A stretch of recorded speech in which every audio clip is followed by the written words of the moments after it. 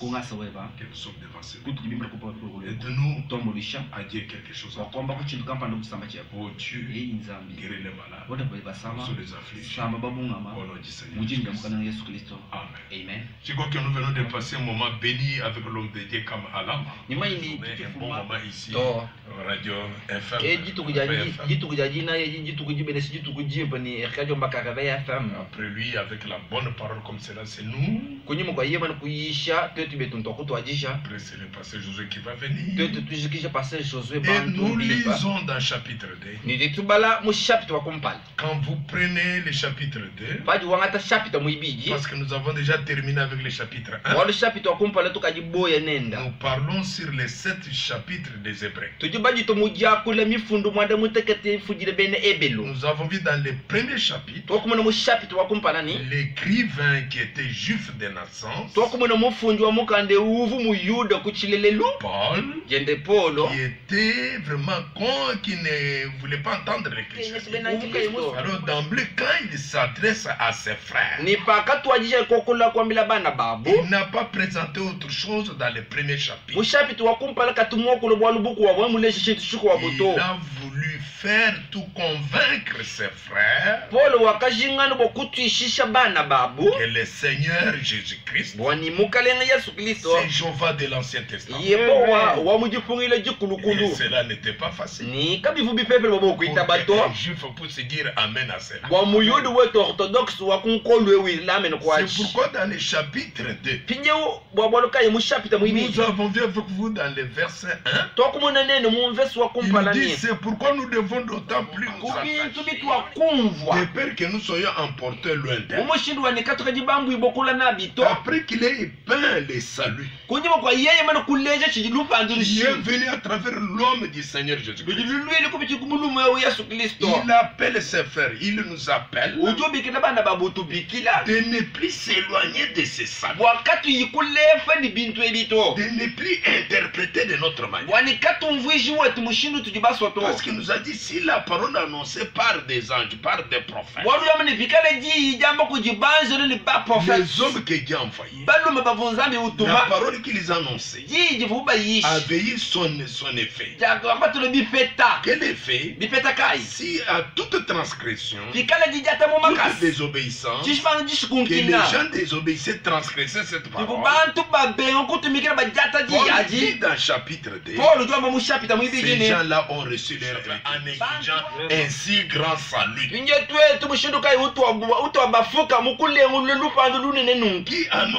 Qui est annoncé d'abord par le Seigneur et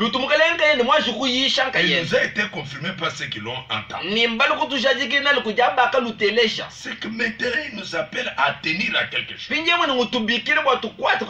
Alors dans le chapitre 2, nous avons décortiqué, nous avons montré ces chapitres et nous continuons avec. Et Paul a montré comment réellement Dieu est devenu un homme. C'est pourquoi nous avons montré que Dieu s'est éclipsé en bas des anges. Il s'est abaissé au-dessus des anges pour venir mourir et vaincre la mort pour nous. Il est devenu le prince de notre salut. Et c'est impossible qu'il le devienne sans passer par la mort. Dieu est devenu lui-même un intercesseur. Ainsi, il a pris notre place. Nous avons vu comment Dieu est devenu notre parent rédempteur. C'est pourquoi, bien aimé frère, nous avons pris l'exemple de Ruth et Boaz. Mais nous attirons votre attention. Il y a des gens qui comprennent mal les choses. C'est ça notre insistance sur les premiers versets du chapitre 1. Parce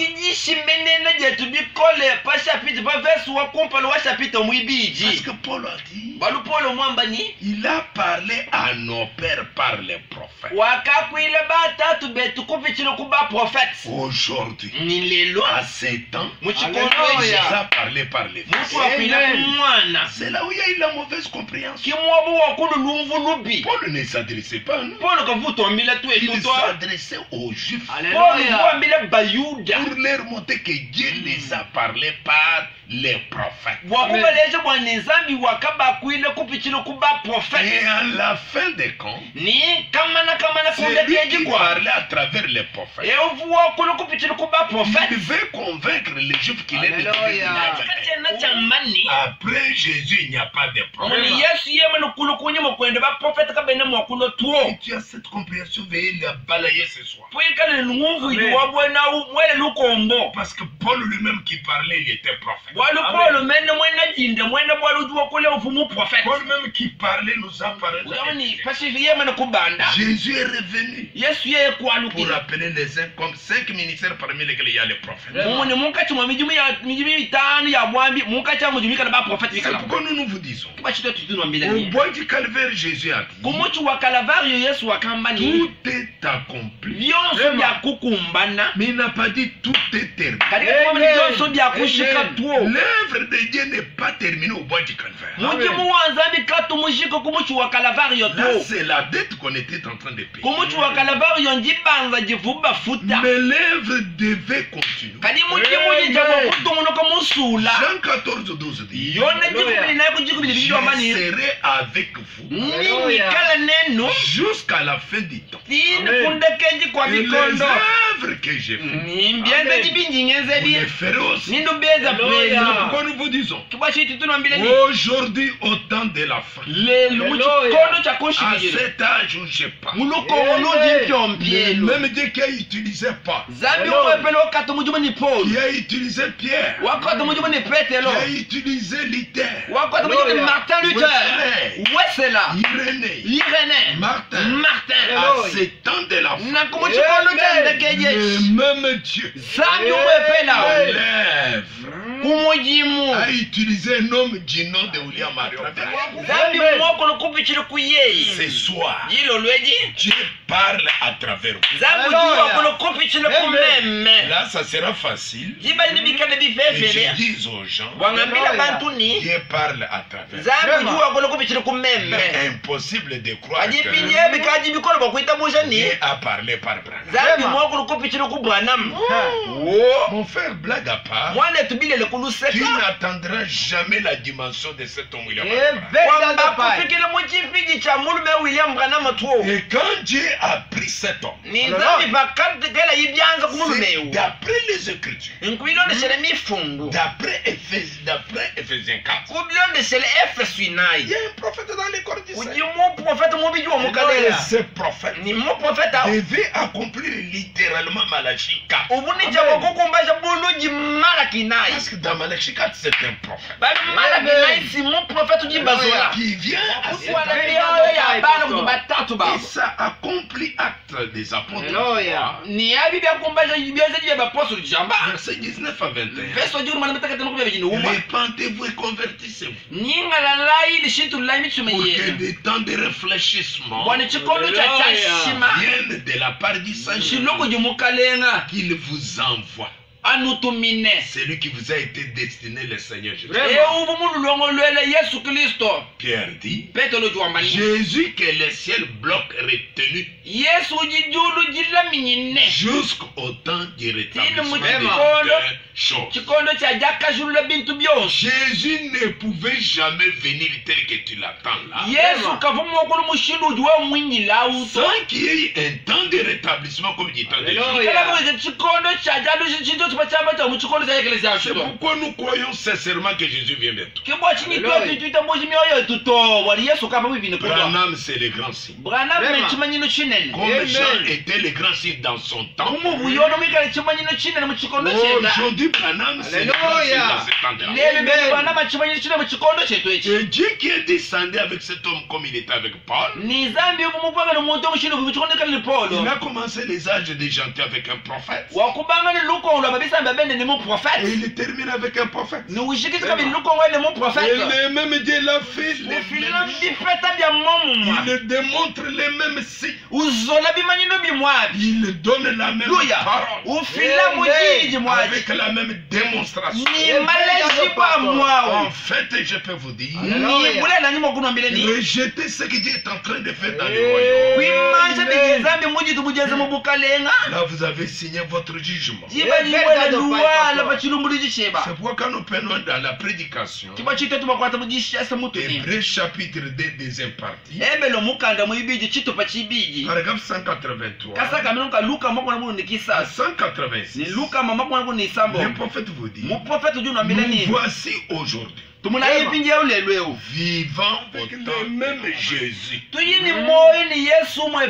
les mêmes choses, les mêmes signes, les mêmes prodiges, les mêmes saluts, les mêmes esprits, accomplissant les mêmes choses, les mêmes évangiles, la même parole, les mêmes démonstrations, les mêmes manifestations.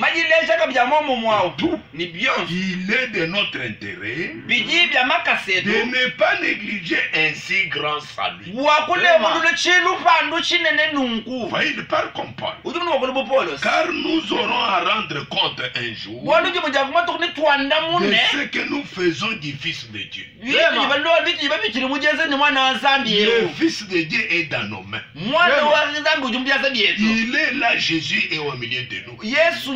Maintenant, Jésus qui est au milieu de nous, exactement comme dit tant de Paul, il n'est pas simplement parole.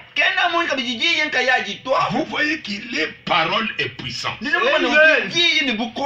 c'est le même Jésus que Paul a prêché, on doit voir les mêmes manifestations, les mêmes signes, les mêmes produits. Et là, ça pose, c'est un entorse, ça pose un problème. Tellement quelqu'un qui prêche ce message, il ne croit pas à la puissance de Dieu. Quel est Jésus qui le prêche? Il ne croit pas à Dieu d'Hébreux 13. Abraham dit, il est dans tes mains ce soir. Toi pécheur, Jésus est dans tes mains. Jésus qui est dans tes mains, c'est le message du temps de la foi. Toi pécheur, toi rétrograde, revenez. Croyez ce message. Ne tombez pas dans les filets de Dieu. N'accepte jamais de rendre compte. Que feras-tu de lui? Vous dites bien, je veux m'en débarrasser. Tu peux fermer la radio. Tu peux dire, je ne vais plus écouter ça. Mais un jour, ça sera terrible. Mais rappelez-vous, ne faites écouter d'abord. Donnez ton cœur à Dieu. Voyez qu'il t'a envoyé un prophète.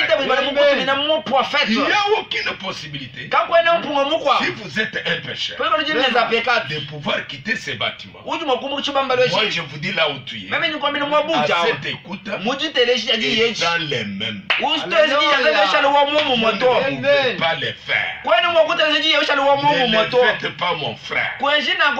Change de position. Ne demeure pas toujours pécheur. Non, Dieu ne t'a pas créé pour être pécheur. Un pécheur, c'est un incrédule.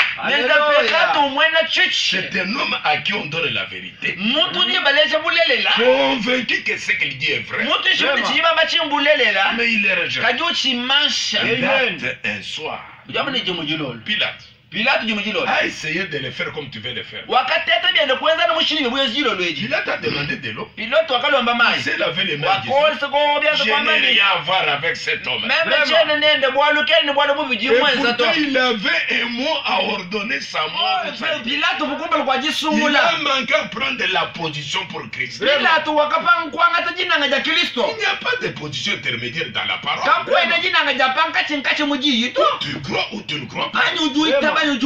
C'est comme si je ne l'avais pas vu. Je n'ai jamais entendu parler de l'évangile.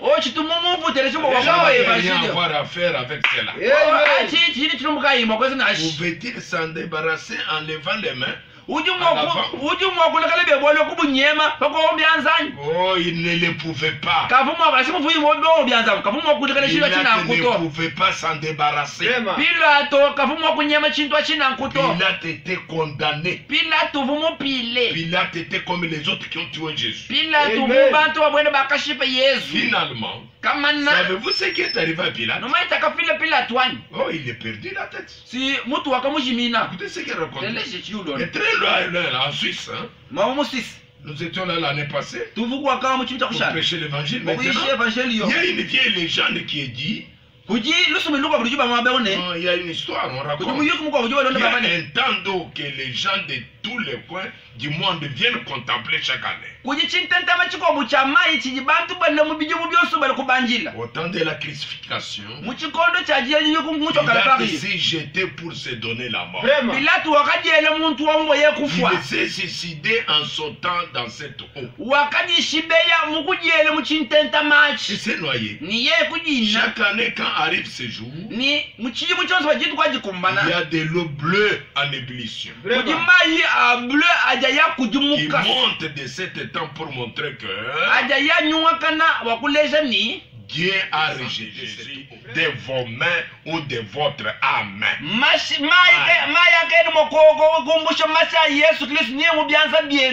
Il n'y a aucune seule façon de le faire. C'est d'accepter comme votre pardon personnel et d'être réconcilié avec Dieu. Ce soir, accepte le sang de Jésus-Christ. Et le sang n'est pas chimique. Le sang, c'est sa parole. En acceptant cela, tu acceptes votre pardon personnel. Et tu acceptes d'être réconcilié avec Dieu. Ne faites pas comme Pilate. Pilate était devant l'événement de son jour. La Bible que tu tiens là, c'est un livre de prophétie. Il veut me dire que Dieu n'a rien dit de nous aujourd'hui. Entre trouve votre aujourd'hui. Soit Pilate qui doit être devant son aujourd'hui. Prenez position de ce que Dieu a fait en ton temps. Dans la même prédication, par exemple, 190. Maintenant, Seigneur, nous voyons que nous laissons encore, que nous amenons les saints parmi nous à la tombe et marchons les uns sur les tombes des autres. Mais nous voyons Jésus, lui qui a fait la promesse. Nous les voyons parmi nous. Nous parlons d'un Jésus qui est parmi nous. Pas Jésus dans la tombe. Nous ne voulons pas prêcher un tel Jésus. Pas Jésus qu'il y a 2000 ans. Pas ce Jésus-là. Jésus historique ne nous sert à rien. Mais Jésus ce soir, il est avec nous. Parce qu'il a dit, je serai avec vous jusqu'à la fin du temps. Nous les voyons manifester dans toute sa puissance, avec des signes et des prodiges. Si j'entre dans la vie de cet homme-là, vous parlez des cancers qui tombent, des morts ressuscités, je ne serai pas prêché. Si j'entre dans mon ministère, ce que Dieu est en train de faire, nous ne serons pas prêchés. Et quiconque a crié ce message a un véritable appel. Il a un témoignage. Alléluia. Il faut que tout un chacun vienne ici au micro. On ne prêchera pas. C'est pourquoi nous prêchons pas un Dieu mort. Oh Dieu, puissions-nous ne jamais négliger ces grands saints, mais que nous l'embrassions. C'est impossible que je rejette le message. Ne perdez pas ton temps à la radio pensant que quand tu vas parler mal du message, vous injuriez, brandir ceci, cela, cela va nous pousser à abandonner le message. Non. Prenez ma prêche qu'on parle. Il le répète. À un si grand salut comme ça. Comment je peux la laisser? Nous l'embrassons. Nous l'acceptons. Que nous soyons respectueux. Vivons par cela jusqu'au jour où Jésus viendra pour nous amener à la maison. Gloire au Seigneur. Madame dit Seigneur, accorde cela. C'est pourquoi nous ne voulons pas les gens qui nous amènent autre chose.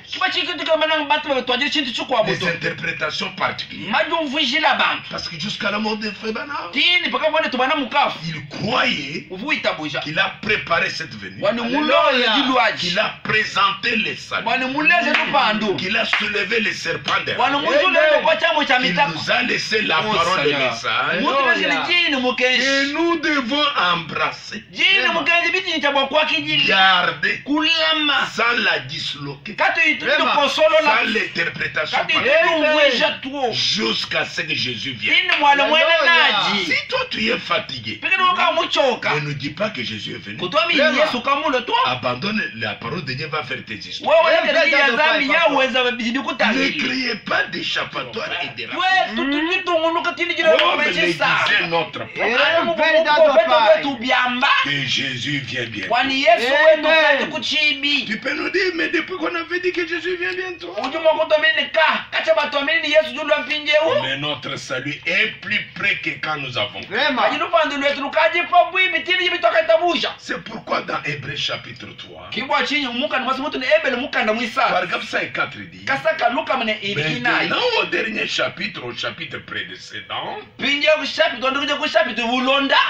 premier là, nous avons entendu comment échapperons-nous si nous négligeons ces grands saluts.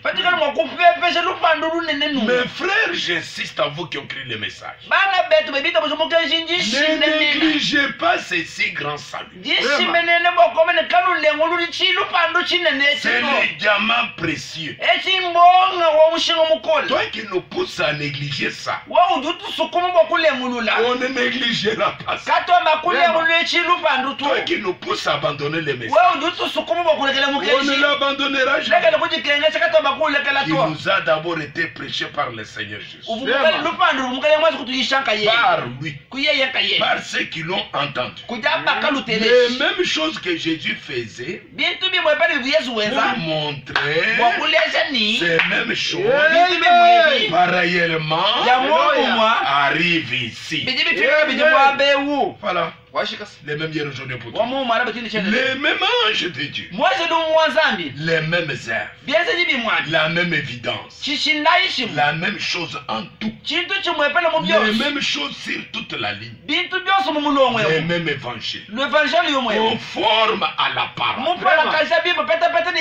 Pas les choses hors parole, mais les choses et l'évangile conforme à la parole. Si cela a été enseigné par le Seigneur, confirmé ensuite par ses disciples, c'est ce que nous avons entendu. Paul faisant de même, comment échapperons-nous si nous négligeons? Et je vous supplie de ne plus minimiser ces saluts. Ne les négligez. Ne les repoussez pas. C'est un effort pour écouter un peu. Et faites votre investigation. Parce que le salut que nous prêchons, Pierre dit, les gens qui nous ont précédés ont fait de ce salut l'objet de leur recherche. L'objet de leur investigation. Tu es obligé de faire votre investigation. Méditez un peu. Entre dans les Écritures. Dieu est capable pour vous éclairer. C'est pourquoi nous vous disons, quand vous prenez ces livres que Paul parle, Paul dans ces livres, il est en train de séparer la loi et la grâce. Parce que ses frères, les Juifs, venaient de la loi, bien ancrés dans la loi, pensant que la loi devait sauver personne. Mais la loi n'a pas sauvé les gens. Il était qu'un pédagogue. La loi condamnait. La loi mettait en prison. Mais la grâce qui sort n'était pas venue dans la loi. La grâce est venue dans un homme, le Seigneur Jésus. Ce soir, la grâce est dans un homme. Je suis la grâce pour voir ces micros. Paul les a montré les rapports entre la loi et la grâce. Oui, c'est là sauté. C'est pourquoi quand tu suis bien le chapitre 2, il insiste sur cette grâce. Au paragraphe 218, dans sa prédication Hébreux chapitre 2, troisième partie, maintenant nous sommes, Paul exalte le Seigneur Jésus, les met à sa place. Mais les prédicateurs d'aujourd'hui s'exaltent eux-mêmes. Oui, il exalte plus son prophète que Jésus. Non, c'est une erreur. Paul n'a pas prêché comme ça. Même Branham n'a jamais prêché comme ça. Je ne connais jamais une brochure où Branham s'est prêché. Mais il mettait Jésus à sa place. Maintenant, si nous pouvons terminer ceci ce soir. En fait, la plus grande partie de ceci a bien concordé avec les messages du matin. Parce qu'il s'agit de clair la question du sabbat. C'est une question importante parmi les observateurs du sabbat aujourd'hui. J'aimerais vous inviter tous à venir à cette réunion. C'est vraiment quel est le jour d'adoration qui est correct? Dit correct. Le samedi ou les dimanches. Vous voyez que nous avons des problèmes. Quand on parle de samedi, c'est la loi. Dimanche, c'est la grâce. Quel est le jour correct? Ce n'était pas facile d'enlever un juif orthodoxe de samedi vers dimanche.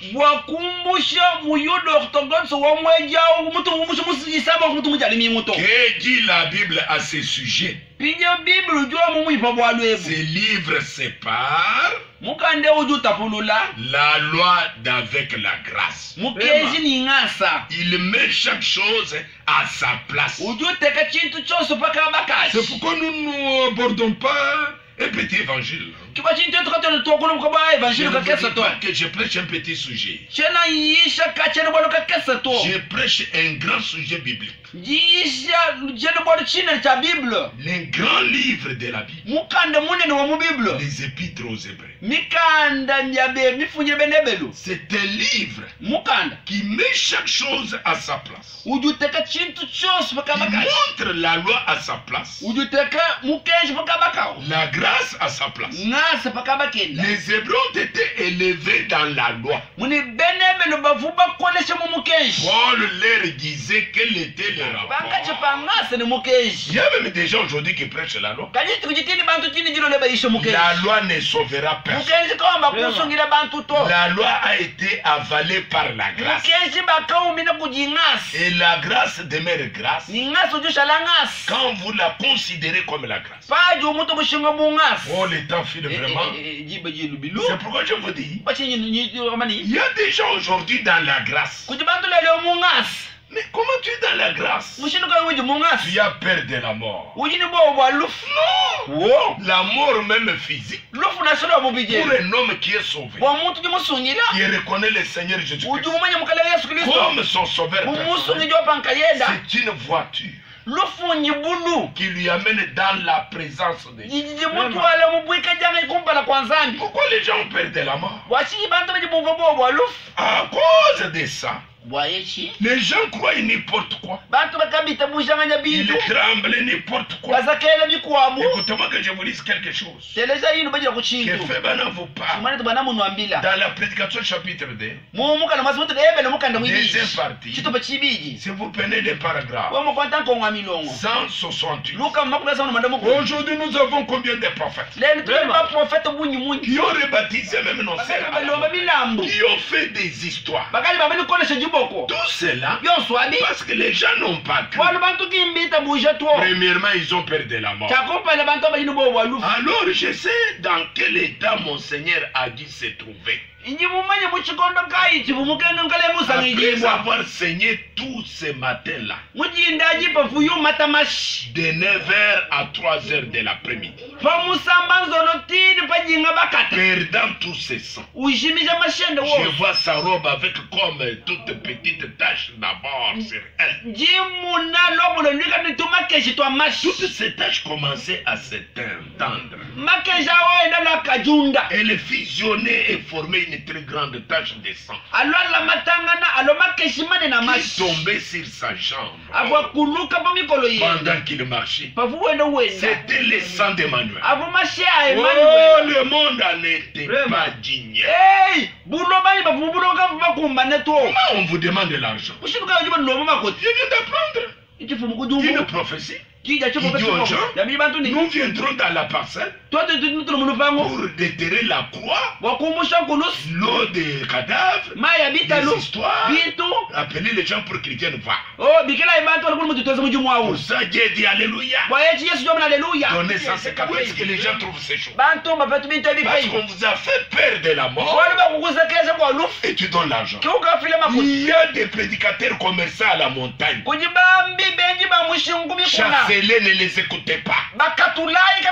Ils allaient seuls prier à la montagne.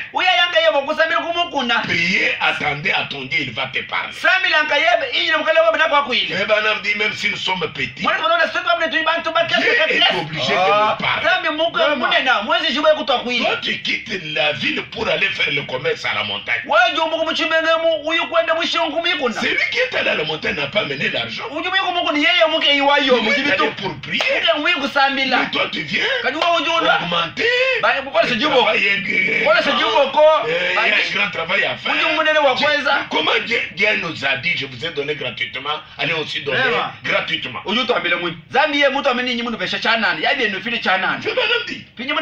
comme il montait, cette abeille tournait autour de lui. Que fit-elle? Ok, finalement, elle l'a piqué. C'est l'abeille. C'est le démon. Le dernier démon, la mort. Quand Abraham est monté, on l'a piqué les pas. Daniel, Shadrach, Meshach, tout le monde là. Alors quand Jésus est venu, il a été tenté en tout rien. Et Satan dit, dernier démon, mets-toi debout. Quand il a piqué, voulant enlever l'aiguillon, l'aiguillon n'a pas pu sortir. Mes frères, n'importe qui sait que si un insecte ou une abeille vous pique une fois, c'est fini. Elle ne peut plus piquer. Elle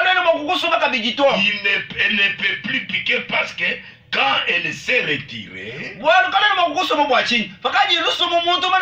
perd son aiguillon et il laisse.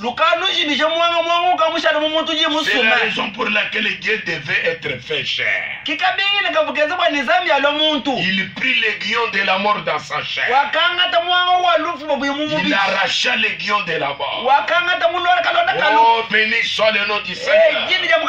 C'est pourquoi l'apôtre Paul dit à la mort, mort, où est ton aiguillon? La mort peut bourdonner, piquer même, mais ne peut plus vous faire du mal. La mort venir autour de lui. Paul a dit, ça c'est le saint prophète Branham, oh mort, où est ton aiguillon? Il pouvait pointer son doigt vers le calvaire, où elle avait laissé dans la chair de Marie. Où est ta victoire? Mais grâce soit rendue à Dieu qui nous a donné la victoire par notre Seigneur Jésus-Christ. Nous voulons terminer ce soir pour te dire, un croyant véritable n'a jamais eu peur de la mort. Oh, je viens rêve. Je peux rien en garde. Ça fait quoi? Qu'est-ce que je dois faire? Amener une chèvre, amener l'argent, qu'on vienne nettoyer la parcelle. Toutes ces choses, finalement, c'est la magie ou c'est la parole? Disons-nous clairement, c'est la magie. C'est la magie. Ça, ce n'est pas la parole. Branham nous a dit, toute chose contraire à la parole, ça n'a rien à faire avec notre salut. Notre salut est lié à la parole. Comment quelqu'un qui a Christ peut avoir peur parce qu'on lui a dit, ta tante est en train de vous envoûter. Ta tante. Dieu n'a jamais parlé comme ça. Est-ce que tu vas aimer votre tante? Dieu vous dit d'aimer même vos ennemis. Mais Dieu vous dit, ne recevez pas les gens de chez vous. Ça c'est qu'il dit. Comment vous comprenez les choses? Le ciel, c'est quel ciel que vous allez partir? Non, ça ce n'est pas le ciel de William Arrow. Ce n'est pas le ciel de Pierre et Paul. C'est pas possible. Absolument rien. Nous regrettons. Nous voyons que les gens n'ont pas la foi. Maintenant que tu n'as pas la foi, mais on vous appelle croyant, et tu n'as pas la foi, tu espères aller dans l'enlèvement, tu n'iras jamais dans l'enlèvement. C'est pourquoi le prophète te dit, la foi c'est le sixième sens. Comme c'est le sixième sens, la foi est invisible. C'est le super sens. Il n'habite pas dans le corps, pas dans l'esprit, mais dans l'âme. Il faut dans ton âme. Tu es quelqu'un d'autre. Tu es surnaturel. Tu vis autrement. Tu comprends autrement. Tu montes au niveau des marques. C'est là où tu dis un mot et la chose arrive. Tu souffres aujourd'hui, même dans des montagnes là, parce que tu n'as pas compris. Tu as oublié que nous sommes dans l'âge du 11, des travailleurs du 11e ère. Nous sommes dans les temps de Marc 11. Mais comment on vous fait tromper dans des montagnes? Quelqu'un qui vient, qui ne connaît même pas Dieu, ça m'a fait rire. J'ai un garçon de chez moi qui porte mon nom. Je vais à la montagne. Mon homo, j'aimerais être prophète maintenant. Oh là là là là là là. Et tel aventurier va venir chez toi. Alléluia. Dans la brousse là, je suis un prophète. Dieu m'a envoyé. Regardez. Pourquoi il y a toujours des prophéties? Je vois la mort devant toi. Tu ne passeras pas, c'est moi. Mais ça c'est quoi?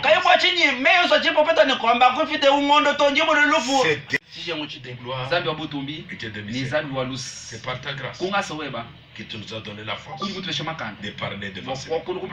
Bénis quiconque nous a soumis. Permets que ces saints entrent dans son âme. Comme les saluts est entré dans un champ. Comme Simeon avait vu les saints. Afin que celui qui n'a pas vu, il voit encore. Tu es le même Dieu. Tu ne changes pas. Il y a un problème dans les pays. C'est la maladie. Nous t'avons demandé que cette maladie s'allait s'afficher. cela n'arrive pas dans cette province. Nous croyons qu'il te dit quelque chose. Tu es capable de confondre quiconque qui veut l'amener par force, qu'il soit confondu. Jésus, quiconque est malade, quiconque a besoin de notre prière, il y a le respect maintenant. Va là où il est, guéris-les. Au nom du Seigneur, celui qui a les histoires bloquées, débloque la suite. Bénis tes enfants. Enlève la mort et l'ombre de la mort. Nous les remettons en nous. Bénissons ton nom. Bénis celui qui était dans les cabines. Tous les techniciens, journalistes, nous les recommandons. Au nom du Seigneur. Amen. Vraiment, Maranatha.